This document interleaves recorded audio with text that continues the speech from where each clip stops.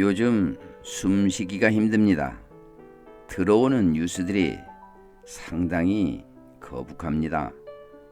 보통 사람들 살림살이가 팍팍하다 못해 점점 바닥으로 가고 있는 듯합니다.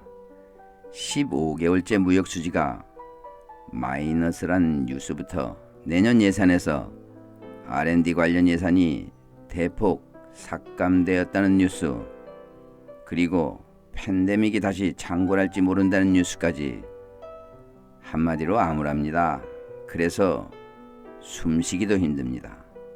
그 중에서 적어도 지난 50년간 우리가 한 번도 경험하지 못한 뉴스가 있습니다. 바로 정부가 내년 R&D 관련 예산을 대폭 삭감했다는 소식이 들려왔습니다. 세금이 덜 거쳐 세수가 부족하다고 징징대는 뉴스가 나오기 시작하더니 급기야 이런 사태가 발생했습니다.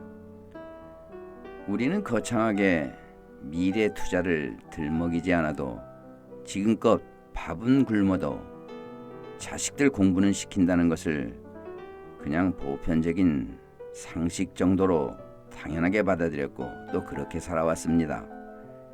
지금 이 순간에도 많은 부모님들은 자식을 위해 기꺼이 그 불편함을 감수하고 땀 흘리며 희생합니다. 자식이 잘 되는 것만 봐도 배가 불러오고 마음이 뿌듯해지니까요. 그래야 부모니까요.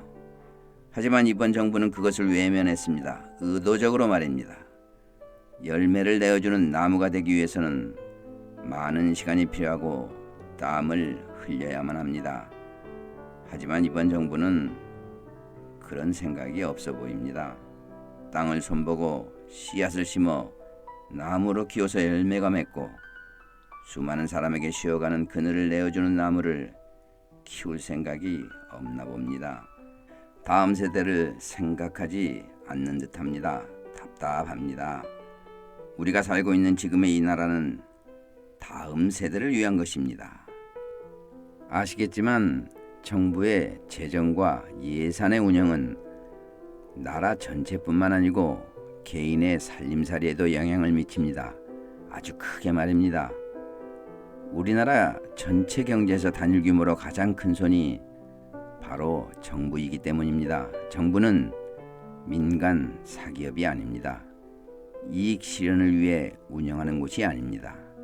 긴축 재정을 들먹이며 미래 세대를 생각하지 않는다면 이건 심각한 것입니다. 시대착오적인 신념에 똘똘 뭉쳐있는 사람들이 정부의 정책과 살림살이를 운영한다면 우리도 유럽의 영국 같은 꼴 나지 말란 법 없습니다. 미래에 대한 도전과 투자를 외면하고 과거의 시대착오적인 생각에 사로잡혀 변화를 두려워하고 변화하는 세상이 불편하고 그게 마음에 안 들어 과거로의 회귀에 골몰하는 사람들은 적어도 나라 살림살이에 손 못 대게 해야 합니다. 그런 세력들이 공동체를 망가뜨립니다. 대한민국의 미래를 망칩니다. 9월은 여름이 가고 가을이 시작되는 달입니다. 하지만 한반도의 9월은 잔인한 달이기도 했습니다. 바로 태풍 때문입니다. 9월의 태풍은 우리를 힘들게 했습니다.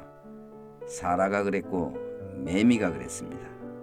태풍이 오면 언제나 없이 사는 사람들만 고통을 당해왔습니다. 9월에는 태풍이 무사히 지나가기를 바라봅니다. 들어주셔서 고맙습니다.